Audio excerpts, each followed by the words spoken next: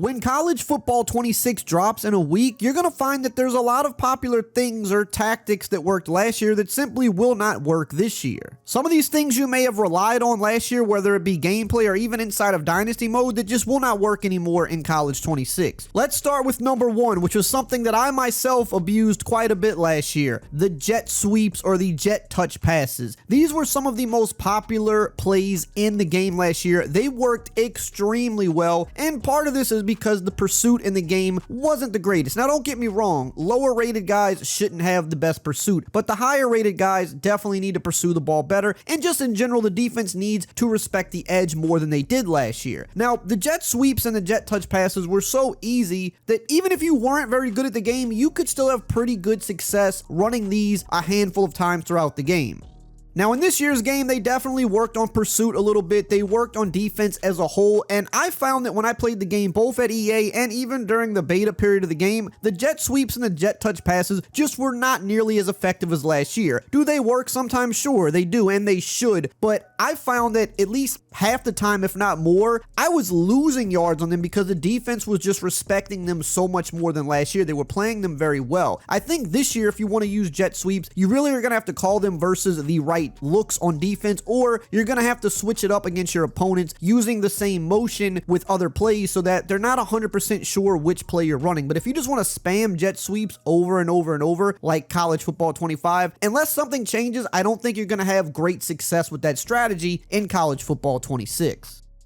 Number two, RPO bubble screens. Now, this is a tactic that not only was really popular for College Football 25, but this has been a popular tactic for years in Madden ever since the RPO plays were added in Madden 20. RPOs are some of the most popular tactics in real football, and they work very good in both college football and Madden. However, one of the areas that was a pain point for a lot of people were the bubble screen. They were very hard to stop for most players. Now, if you're a super advanced player, you kind of know how to adjust to stop these, but for the far majority of people, it seems like something that can be impossible to stop at times because the way the defense reacts to it doesn't always make sense, and you'll try to adjust to it, but the defense a lot of times will still bite on the run way too consistently, even from the outside defenders, which leaves these bubble screens wide open for huge yards. And then when you tie in the fact that you actually have a run play attached to this that you can use as well, it can be a problem to stop. But this year, they've done some really good work to address this. Number one, the outside defenders will play pass more aggressively than just automatically biting on the run. Now, that doesn't mean that they're not going to be aware of the run or they may crash versus the run sometimes, but they're going to try to pay more attention to the fact that there is a passing option on the outside. But to take this a step further to ensure that you always have control here, they've even added a new coaching adjustment so that you can tell your defenders to play the pass first during these RPOs. So if you're playing against someone that just likes to spam RPO bubble screens, you can set an adjustment that will literally lock this down. So you don't have to rely on the game. You can make the change yourself. Now, we're going to continue on with some other really important things that aren't going to work anymore, a big one for Dynasty mode as well, but really quickly, here's a word from today's video sponsor. One thing I loved as a kid, and even honestly love today, is opening up sports cards. You just never know what you're going to get.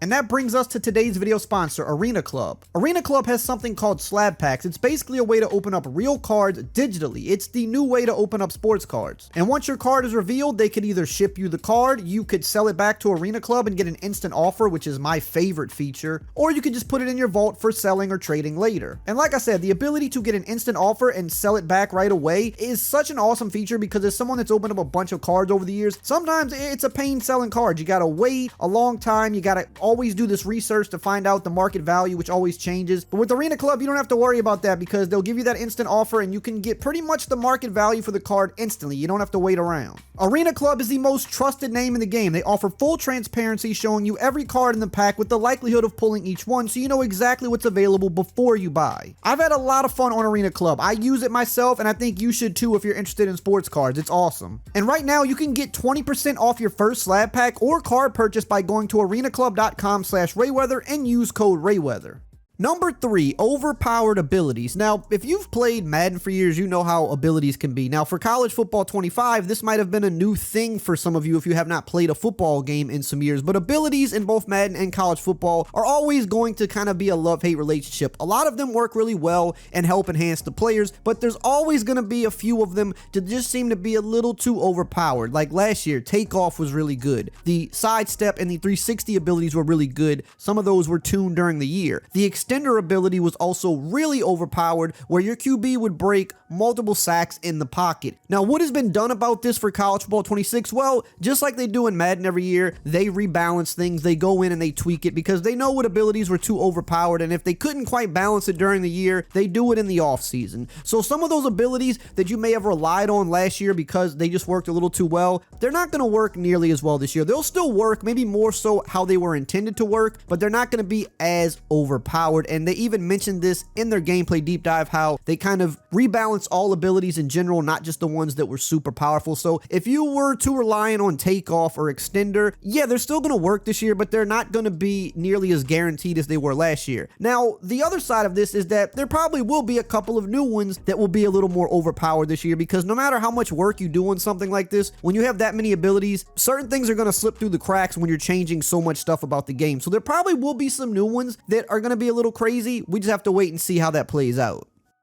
Number 4, this is a big one for me. You won't easily be able to abuse man defense like you did last year. Now, let me just say this, for football video games, man defense is one of those things that typically is pretty easy to beat. It's been that way for Madden for years. Even in the older NCAA games, man is usually easy to beat. You find certain routes that just do really well consistently against man, especially if you have a good receiver. But some years, man defense is just way too easy to beat, and it's kind of something that's tough to balance in my opinion, because you don't want man defense to be too good, because then you can literally just sit in 2-man under all game, pressure defense, and have absolute lockdown coverage. You don't want that either. You want the ability to beat it, but you don't want it to be so easily exploitable. Well, from what I've played of College Football 26, man defense seems pretty good this year. In fact, I feel like man defense is going to be the meta coming into the year. I think you're going to see a lot of all-out man coverage. I also think you're going to see a lot of heavy man blitz, because the man defenders are pretty good this year, and they even spoke on this in the deep dive of how they wanted to make man coverage better, especially for the top-end corners. Don't get me wrong, the mid-tier to lower-end corners, you can still beat them a lot easier in man, but if you're playing against teams that have a good secondary or have 2 good starting corners, they're going to be able to play man, and you're going to really have to work to beat them. Not only is man defense in general just better, but they also added things like the route commit feature. So if you're keying in on your opponent that he likes to throw slants or crossing routes over and over, you can route commit to the inside either your entire defense or on a specific receiver that you know he keeps putting on the same route over the middle, or maybe an out-breaking route. You can commit it to the outside. And when you do that, if you know what your opponent's doing and you guess right, he's literally going to be blanketed and shut down. He will not have any air to make any type of play, no separation. So man defense in general, they made it better, but they also added new mechanics to even further make it better if you know what your opponent's trying to do, if they're trying to spam the same things over and over. So just know going into this game, you're not going to easily be able to just destroy man defense like you could last year. And number 5, this is going to be a big one. Recruiting is not going to be nearly as easy in Dynasty mode. And really the key part of this is you're really just not going to be able to hoard prospects like you could last year. This year, because of the introduction of the dynamic deal breakers and them opening up the transfer portal and making it more active, you're going to lose more players than you did in years past. Now, sure, there is a setting where you can lower the amount of people that enter the transfer portal, so you can kind of make this a little bit easier. But in general, it's going to be a lot harder to hoard talent. So if you were somebody in an online dynasty that was really good at just getting a lot of these big name guys to come in, and you were just sitting them for years and years, and every year you just had a fresh crop of elite talent to roll out as your starters, not going to really be able to do that nearly as easily this year, because people are going to transfer much quicker, much easier than last year, because these dynamic deal breakers are going to kind of push them out a little sooner. But on the flip side of this, because of this, that means other teams are also losing a lot of talent as well. So you can kind of get some of this back through the transfer portal more than before, but you're not going to be able to just hoard and keep all of your own talent as easily as you did last year. Now, if you want to know about the entire gameplay changes and even see some gameplay footage, make sure you check out this important video right here on the screen.